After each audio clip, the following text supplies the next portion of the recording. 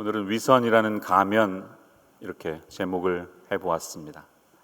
위선이라는 말 많이 들어보셨죠? hypocrisy, 위선자 그러면 hypocrite라고 하는 영어는 히포크리테스라는 헬라어에서 나왔는데요. 이 단어는 고대 그리스 배우들이 연극할 때 사용하는 가면에서 나왔습니다. 가면을 뒤집어 쓰고 연극하는 것이 어원입니다. 자신이 아닌 모습을 무엇인가로 치장해서 그것이 마치 나의 모습인 것처럼 그렇게 덮는, 커버하는 마음을 가리킵니다. 예수님이 자기 자신이 이런 사람이라고 말하신 적이 거의 없는데 신약 성경에 한 번 말씀하신 적이 있어요. 이렇게 말씀하셨어요. 나는 마음이 온유하고 겸손하니 나의 멍에를 메고 내게 배우라. 이렇게 말씀하셨습니다. I am gentle and humble in heart. 예수님 정말 그런 분이셨죠. 항상 온유하시고 겸손함이 있었기 때문에 그분의 친절에 감화된 모든 사람들이 예수님께 편안하게 나올 수 있었습니다. 어린아이들, 여인들, 병자들, 세리, 죄인들이 한결같이 예수님께 다가설 수 있었습니다. 주님이 그렇게 영접하셨기 때문이에요. 그런데 한 그룹만큼은 예외가 있었습니다. 그 사람들은 오늘 본문에 등장하는 이 서기관들, 그리고 바리새인, 사두개인들 같은 종교 지도자들을 향해서는 강렬한 비판을 아끼지 않으셨습니다. 주님이 유독 그들에게 그렇게 하신 이유는 어디에 있었을까요? 그것은 그들에게 있었던 위선과 외식 때문이었습니다. 겉으로는 가장 경건하고 거룩해 보이는 사람들이었죠. 하지만 그 안에 있는 위선적인 모습을 주님은 경멸하셨기 때문에 그렇게 하셨던 것입니다.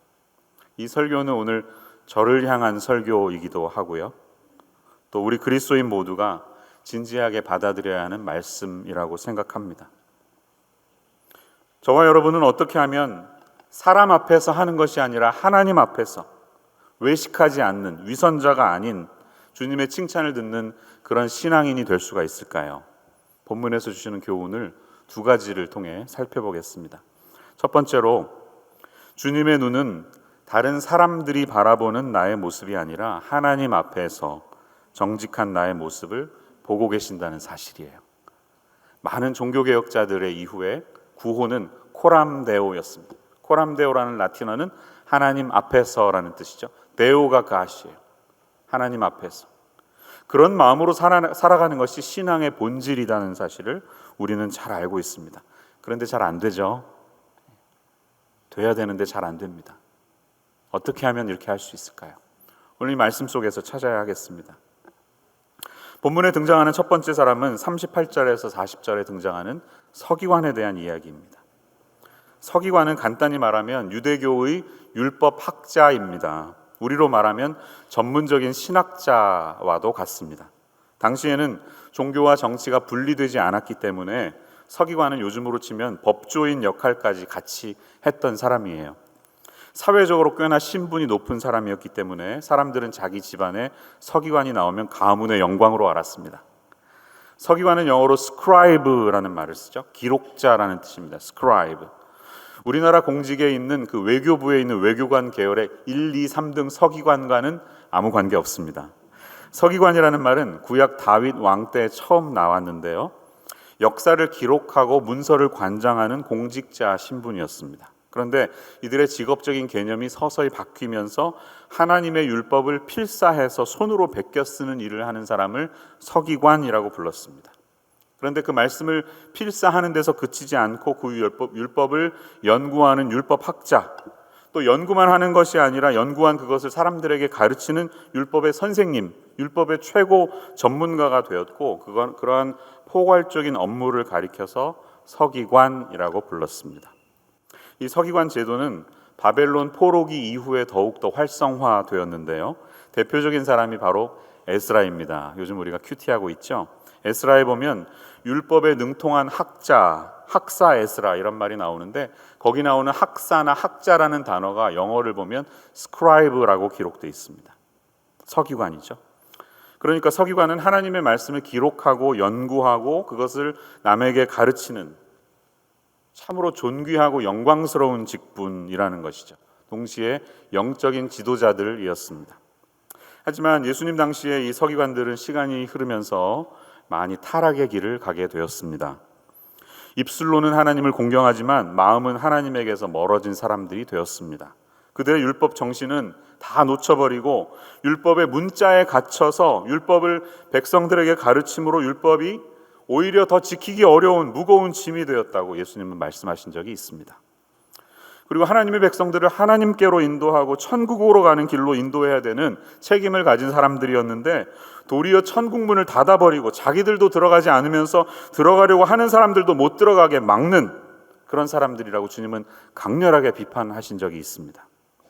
겉으로는 하나님의 말씀을 잘 알고 가르치고 잘 지켜서 누구보다도 경건한 사람 같은데 속으로는 자신의 욕심만 가득 찬 종교 사기꾼들이라는 것이죠. 요즘으로 말하면 목사가 아니라 먹사, 직업 종교인으로 살았다는 것입니다. 주님께서 이들의 위선과 외식을 얼마나 심하게 질타하셨는지 모릅니다. 특별히 마태복음 23장에 보면 서기관과 바리새인들을 향해서 화 있을진저 woe to you 이러면서 7번이나 강하게 말씀하시는 장면이 나오죠. 경노하시는 주님. 왜 경노하셨을까요?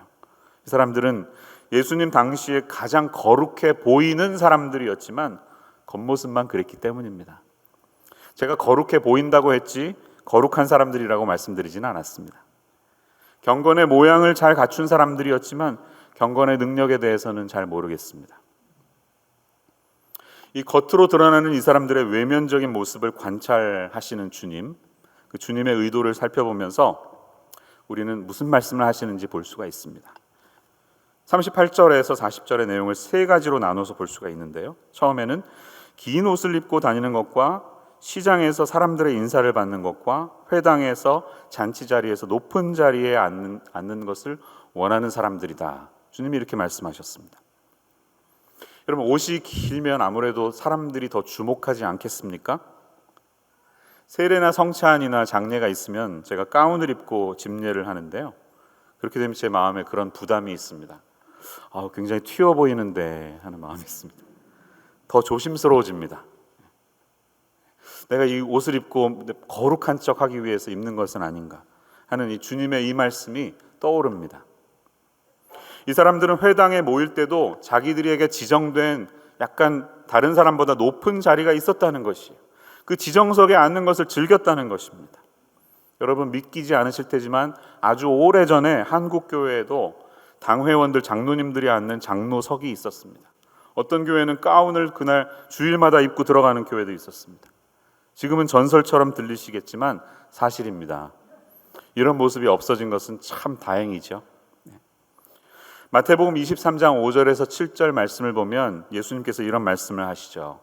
그들의 모든 행위를 사람에게 보이고자 하나니 곧 그 경문띠를 넓게 하며 옷수를 길게 하고 잔치의 윗자리와 회당의 높은 자리와 시장에서 문안 받는 것과 사람에게 랍비라 칭함 받는 것을 좋아하느니라.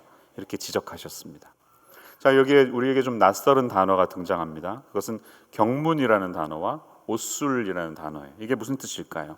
잠시 한번 생각해 보겠습니다. 경문은요, 올려주시면 신명기 11장 18절의 말씀에 의거해서 만든 것인데 이러므로 너희는 나의 이 말을 너희 마음과 뜻에 두고 또 그것으로 너희 손목에 매어 기호를 삼고 너희 미간에 붙여 표를 삼으며 라는 말합니다. 이 양피지로 만든 가죽으로 만든 조그만 박스가 있어요. 그 박스 안에 하나님의 말씀을 집어넣는 거예요. 그래서 이렇게 이마 사이에 띠처럼 붙이고 다닙니다.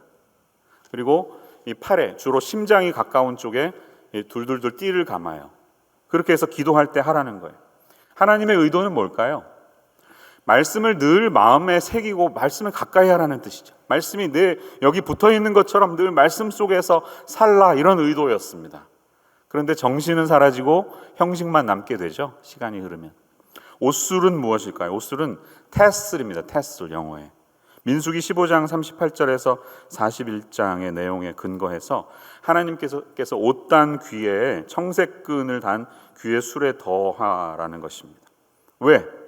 너희로 보고 여호와의 모든 계명을 기억하여 준행하고 너희로 방종케 하는 자기의 마음과 눈의 욕심을 쫓지 않게 하기 위함이라. 이런 좋은 의도가 있었습니다. 그래서 유대인의 율법에 보면 13세 이상 된 성인 남자들은 안식일이나 절기를 제외하고 평일날 기도할 때 보통 하루에 3번 기도했는데, 기도할 때 경문을 이렇게 차라는 겁니다. 기도 시간에 경문을 차고 띠를 두르고 기도하라 이렇게 말했습니다. 그런데 시간이 지나면서 사람들은 경문이 단순히 자기 자신을 보호해주는 부적 같은, 호신 같은 것으로 여겼다는 것이죠. 그래서 차고 다녔습니다. 그래서 신약 시대에 오면 이 종교인들은 경문을 기도할 때만 하면 되는데 항상 착용하고 다녔대요. 팔목에 가죽띠를 더 넓게 만들었대요. 규정보다 더 넓게 보이면 눈에 잘 띄니까. 그렇게 해서 자기의 경건함을 과시하는 수단으로 삼았기 때문에 예수님의 책망을 들은 것이죠. 제가 사진을 좀 찾아봤는데요, 이게 요즘 유대인들이 기도하는 모습입니다. 기도 시간이 되면 이마에 이런 박스 경문을 단 거예요. 그리고 팔에는 띠가 있죠. 네, 저런 것이 경문입니다. 그리고 옷은 기도할 때 쓰는 이 일종의 뭐랄까요, 스카프 같은 것인데 그것이 옷술이 달렸습니다. 테슬이 달렸는데 시간이 지나면서 어떻게 된 거죠? 점점 더 옷술이 길어지고 화려해지고 두꺼워집니다. 왜? 그래야 눈에 잘 띄니까, 멋있어 보이니까, 있어 보이니까 이렇게 하는 것입니다. 결론적으로 서기관들은 늘 사람들의 대접받는 것을 즐겼다는 거예요. 그 지위 때문에 본인이 원치 않더라도 사람들은 자연스럽게 그렇게 대우했을 것입니다. 이런 사회 구조 속에서 종교와 정치가 함께 돼 있는 자리에 탑에 있는 사람들은 마침내 대접받는 것을 그냥 너무나 당연한 것으로 여기게 되었을 것입니다. 그리고 그것이 심각해지면 안하무인의 태도를 취하게 되는 것입니다. 오늘 이 말씀은 사실 저를 향한 말씀입니다. 저만 조심하면 됩니다. 저를 향한 말씀이에요. 주일 일부 예배를 마치면 어떤 권사님 한 분이 저보고 이제 아침 먹으라고 테이블에 식사를 차려주시기로 해서 지지난주인가부터 아주 맛있게 잘 먹고 있는데요, 오늘 말씀을 준비하면서 제 마음이 좀 무거워졌습니다. 이렇게 대접을 받으면서 나중에는 이런 것들을 당연하게 여기지 않을까 하는 그런 마음이 있습니다. 모임에 가면 성도님들이 식사할 때 항상 목사님 제일 먼저 드세요 이렇게 하시는데요, 감사하죠. 리스펙트 해주시는 거죠. 존경의 표현이지만 제일 무서운 것은 그런 것들을 당연하게 여기는 마음입니다. 두 번째로 40절 말씀 보면 예수님은 이렇게 지적하세요. 그들은 과부의 가산을 삼키며 who devour widows' houses 라고 말합니다. 이 공동 번역의 번역이 재밌는데 삼킨다고 하는 단어를 등쳐먹는다라고 적었습니다. 등쳐먹는다. 너무 가슴에 확 와닿는 번역이죠. 과부들은 당대에 사회적으로 가장 약자에 속한 사람들입니다. 구약에 보면 고아와 과부를 돌보라는 주님의 말씀이 자그만치 60번 이상 등장합니다. 왜 그럴까요? 하나님은 긍휼의 하나님이시기 때문이에요. 그런데 서기관들은 도대체 어떻게 했길래 등쳐먹는다는 말을 듣게 되었을까요? 그들이 과부의 재산을 막무가내로 막 강탈하거나 하진 않았을 것입니다. 주님의 의도는 무엇일까요? 잘 알 수는 없지만 지금의 사회 구조를 보면 그다지 다른 건 않습니다. 다르지 않다는 생각을 가져봅니다. 사회적으로 높은 위치에 있는 사람들은 사회의 1%가 대부분의 재산을 가지고 있지 않습니까? 그 사람들은 구조적으로 가장 많은 것을 가져갈 수밖에 없는 그런 시스템 속에서 살았다는 거예요. 성전에서 이 성전세를 받으면서 생활하는 이 서기관들의 경우에는 지나친 혜택이 너무 많았어요. 그리고 이 과부들과 같은 약자들의 율법 해석을 도와주면서 대가를 받는데 좀 지나친 과도한 대가를 받아가기도 했다고 합니다. 과부들은 울며 겨자 먹기식으로 그들의 요구를 거절할 수 없었을 것입니다. 혹시 법조인이시거나 다른 사람의 재산을 관리하고 또 수임을 받아가시는 분들은 한번 말씀을 적용해 보시기 바랍니다. 어려운 사람들을 특별히 도울 때 내가 지나친 대가를 받아가는 것은 아닌가 한번 생각해 보시면 좋겠습니다. 세 번째로 주님은 이렇게 지적하십니다. 40절 후반에 외식으로 길게 기도하는 자니 그 받는 판결이 더욱 중하리라 이렇게 말씀하십니다. 이들은 다른 사람들이 다 들릴 수 있도록 멋진 문장을 사용해서 굉장히 은혜가 되는 내용으로 그렇게 기도했습니다. 당대 최고의 지성인이었던 그들은 충분히 그럴 만한 능력이 있었을 것입니다. 물론 길게 기도하는 것, 소리를 크게 기도하는 것 자체가 잘못이 아닙니다. 오해하지 마세요. 남에게 보이기 위한 기도가 문제입니다. 이 말씀은 오늘 우리에게 주시는 울림이 크다고 생각합니다. 결론적으로 예수님은 이들의 받는 판결이 더욱더 클 것이다 라고 엄중히 경고하십니다. 공동번역에는 이런 사람이야말로 그만큼 더 엄한 벌을 받을 것이다, 매우 두려운 말씀을 우리에게 주고 계십니다.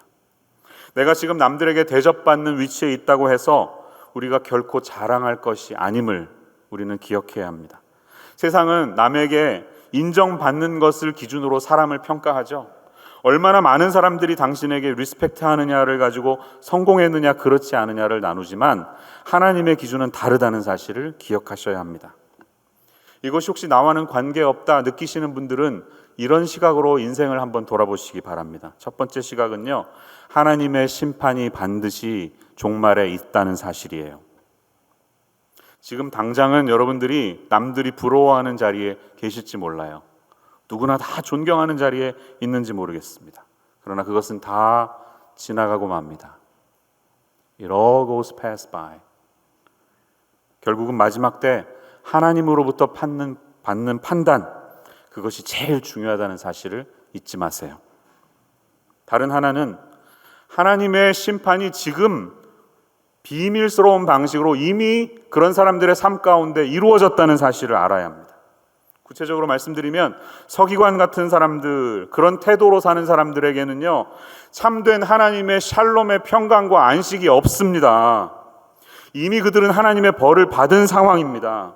여러분 생각해 보세요. 매사에 남들이 나를 어떻게 대해주는가, 남들의 관심을 내가 어떻게 받는가, 내가 어떻게 대접을 받는가를 생각하는 사람이 어떻게 하나님이 주시는 평강과 안식을 마음속에 간직할 수 있겠습니까?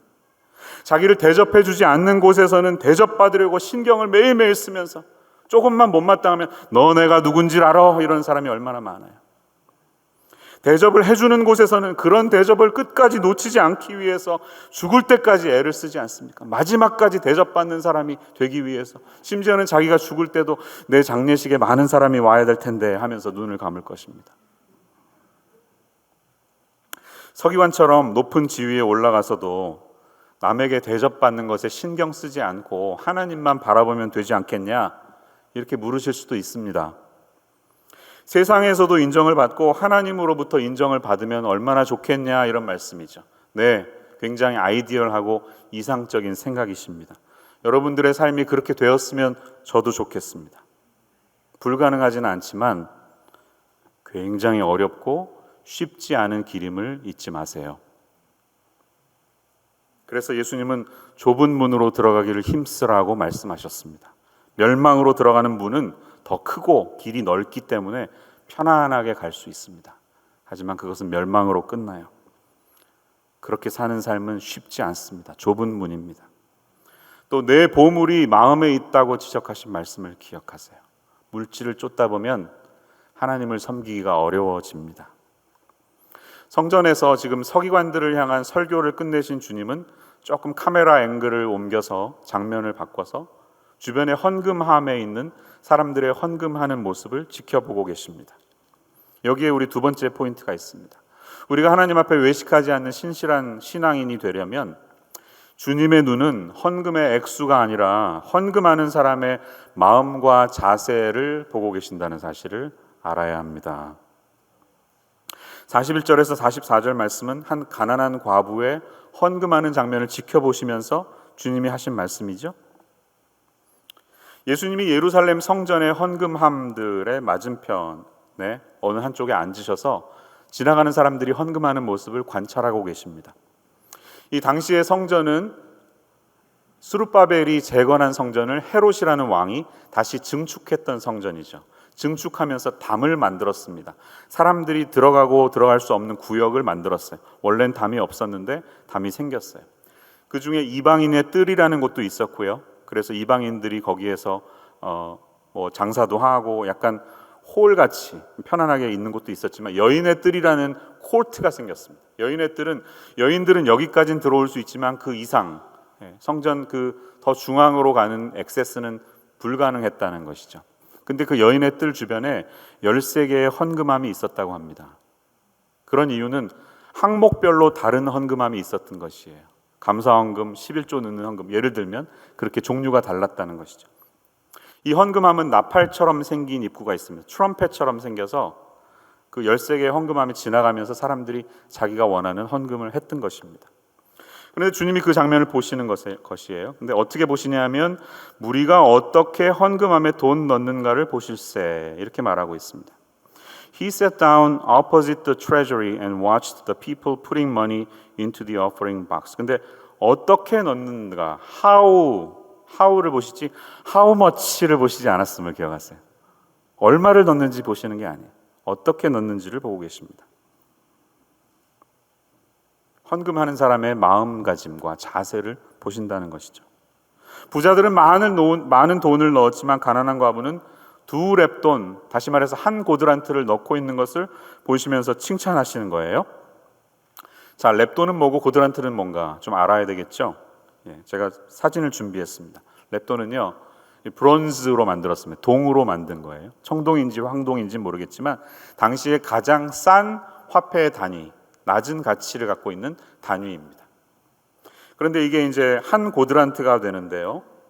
다음 화면에 보시면 예수님께서 이렇게 말씀하신 적이 있죠. 참새 2마리가 한 아사리온에 팔리는 것이 아니냐, 이렇게 말씀하셨죠. 근데 이 수치를 보면 한 아사리온은 4개의 고드란트입니다.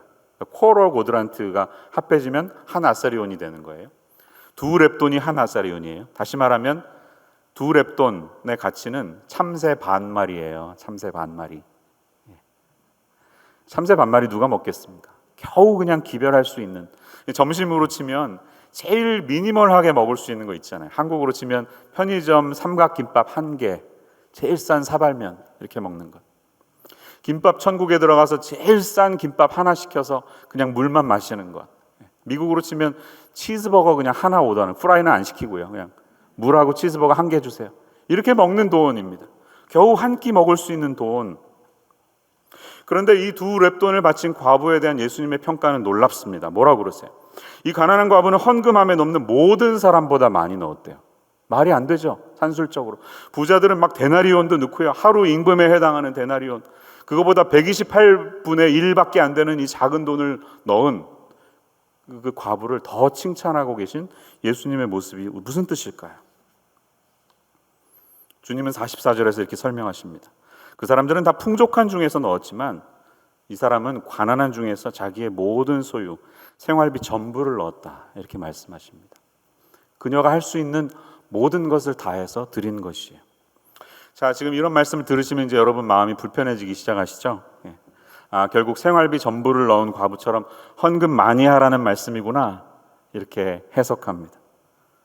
여러분, 예수님이 그런 식으로 과부를 칭찬하셨다고 보면 곤란합니다. 예수님은 지금 헌금 자체를 말씀하는 게 아닙니다.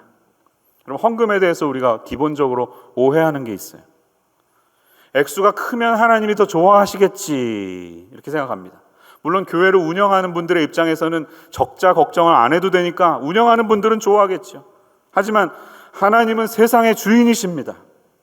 하나님에게는 적자 걱정을 할 이유가 없습니다. 이것은 가난한 과부의 헌금은 하나님 앞에서 우리가 취해야 할 영적인 태도가 어떠해야 하는가를 보여주시는 내용입니다. 그는 어쩌면 다음날 자식들과 함께 먹을 끼니를 걱정하면서 끼니 준비할 걸 헌금으로 다 바쳤는지 모르지만 다음날이 되면 또 노동을 하든지 무엇을 해서 그 끼니를 벌어야 했겠죠. 이런 게 여러분 미련해 보이시죠? 광신자처럼 느껴지시죠? 그렇지만 이런 행동은 자신의 운명이 누구로부터 나오고 어떻게 결정되는지를 아는 사람만 할 수가 있습니다. 사랑의 능력에 온전히 사로잡힌 사람은 사랑의 대상을 위해서 모든 것을 할 수 있는 자신감이 있지 않습니까? 여러분이 사랑하는 자식들을 위해서 엄마와 아빠는 무엇이든지 할 수 있지 않습니까? 이 과부도 마찬가지입니다. 오직 하나님 외에는 자신의 사랑에 고백될 수 있는 다른 무엇도 보이지 않았기 때문에 그는 기꺼이 이렇게 할 수 있었던 것입니다. 그의 과부의 영혼이 어땠는지 조금 더 상상해 보시기 바라요. 그는 끼니마저 걱정하지 않을 수 없는 사람이었습니다. 하지만 그렇기 때문에 그는 오히려 한 가지만 집중할 수 있었습니다. 그 한 가지는 하나님이십니다. 오늘 우리는 이런 과부의 심정을 전혀 이해하지 못하는 세상 속에 살고 있습니다. 너무 많은 것들이 우리 마음속에 찾아와서 우리 마음이 다 분산되어 있어요. 걱정이 너무 많아요. 주식 걱정도 해야 되고, 집값 걱정도 해야 되고, 자식들 등록금 걱정도 해야 하고, 걱정이 태산입니다. 내가 사야 할 것들, 갖고 싶은 것도 너무 많고요, 유지해야 할 것도 너무 많습니다. 네, 이런 것이 현실이라는 사실을 저도 잘 압니다. 저도 가정이 있고 먹여 살릴 식구들이 있습니다. 저는 여러분을 지금 비난하는 것이 아닙니다. 하지만 분명한 사실은 이 본문에 나왔던 과부가 가졌던 그 영혼의 깊이와 우리가 가지고 있는 깊이와는 너무나 머나먼 차이가 있다는 사실이에요. 오해하지 마세요. 무조건 우리가 가난하게 사는 것만이 좋다 하거나 우리가 세상의 살림에 대해서 계획을 세우지 말고 무조건 하나님만 생각하고 교회에 매달려서 살아야 한다는 말이 아닙니다. 중요한 것은 하나님과 우리의 관계에 대한 간절한 마음가짐과 태도에 있습니다. 나는 정말 하나님을 어떤 마음가짐으로 대하고 있는가, 이것이 중요한 것입니다. 지금 내가 어떤 삶의 자리에 놓여 있든지, 내가 가난하든지 부자의 자리에 있든지 불문하고 하나님을 향한 우리의 그 진정성, 하나님을 향한 진정성이 확보되어야 한다는 말씀이 오늘 말씀의 진리예요. 지금 제가 드리는 말씀이 무엇인지 전혀 모르시는 분들은 사실 신앙생활을 제대로 한다는 것이 무엇인지 모르시는 분들입니다. 제가 여기 오기 전에 버지니아에 14년 9개월 한 교회에 있었는데요. 그 교회에 있었을 때 나중에 만났던 권사님 중에 허윤순 권사님이라는 분이 계셨습니다. 많은 대화를 못했지만 자주 뵈었어요. 예배의 자리에 항상 계셨어요. 제가 기억하는 권사님은 항상 주일이 되면 한복을 예쁘게, 주로 흰 한복을 입고, 좀 무섭기도 했습니다. 흰 한복을 입고 찾아오시지만 그 정성이 얼마나 많았나, 이런 마음이 들었어요. 거의 모든 예배에 빠지지 않으셨습니다. 특별히 이분은 차가 없으셨는데 매일 새벽에 택시를 불러서 새벽 기도에 나오셨습니다. 그래서 누가 라이드를 데려갈 때 드리면 좋고, 아니면 또 택시를 타고 집에 가셨습니다. 돈이 드는 일이에요. 투자를 해야 되는 일이에요. 그런데 제가 떠나고 나서 수년 후에 췌장암으로 돌아가셨다는 이야기를 들었는데요. 나중에 담임 목사님으로부터 저에게 편지가 하나 날아왔습니다. 그 편지 안에는 몇백 불짜리가 담겨있는 수표가 동봉되어 있었습니다.